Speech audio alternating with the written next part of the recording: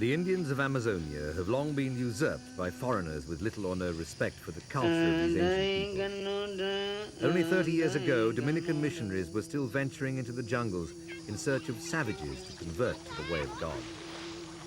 Attempts were made to stamp out the barbaric practices of the native shaman or doctor and introduce white man's medicine.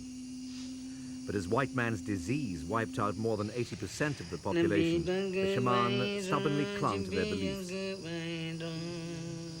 A shaman of the Shiporo tribe uses a hallucinogen made from the ayahuasca master plant in the same way that Western doctors use X-rays. Under the influence of ayahuasca, the healer's spirit enters the patient's body, searching out the source of ailments.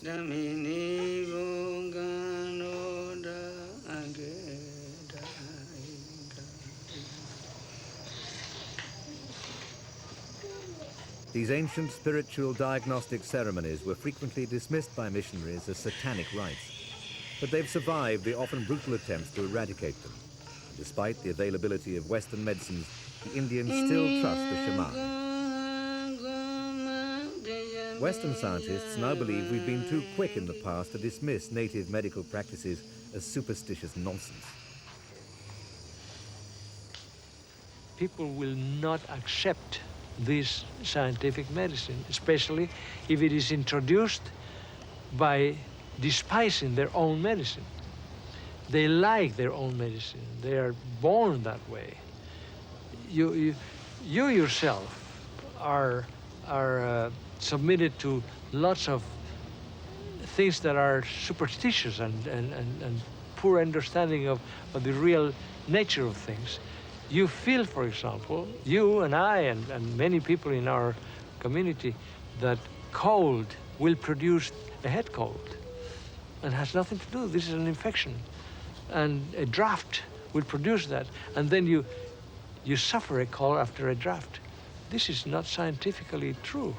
This is a cultural trait that we still have, that cold can produce illness and disease. And this is purely cultural. Dr. Fernando Cabiesus, a Peruvian neurologist, is one of the many members of the Western scientific community now exhibiting a great respect for the ways of the shaman. But there's far more interest now in the herbal remedies prescribed by the jungle doctors in rainforest plants which have already provided more than 10% of our modern drugs. Scientists have, for example, analyzed the sap of the ohe tree. The shaman have long prescribed ohe sap to counter parasitic infections. Now, after intensive laboratory testing, it's an approved drug, and Peruvian health workers administer it regularly to rural communities. Ohe is cheap and effective medicine. Scientists believe that the Amazonian jungles contain thousands of potential medicines and drugs. Countries like Peru, which spends 20% of its health budget on imported drugs, desperately need them. But scientific research takes time. For thousands of years, time appeared to stand still here. Suddenly, everything is changing. Throughout Amazonia, the Indian tribes, the very people who regard themselves as the guardians of the forest and its secrets, are being driven out of them. Governments lack the will to halt the wanton destruction of the jungle by cattle ranchers. A Brazilian shaman who's been assisting American researchers untap the secrets of the jungles is at a loss to understand the impending destruction of the village. He understands the delicate ecological balance of the forest, knows it can never be restored. But why seek the knowledge of the jungle, he asks, and then destroy everything here?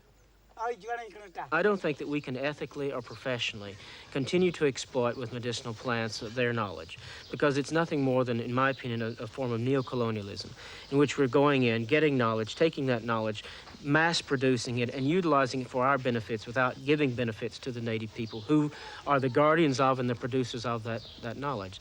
So it's an absolutely fundamental question. Dr. Darrell Posey, an ethnobiologist, is assisting the Kayapo Indians of Brazil in the battle to protect what's left of Amazonia. But the Indians of Brazil still aren't entitled to citizenship. Until sanity prevails, until the Indians are recognized as the rightful guardians of the forests, the work of everyone fighting to save the forests will be in vain. money.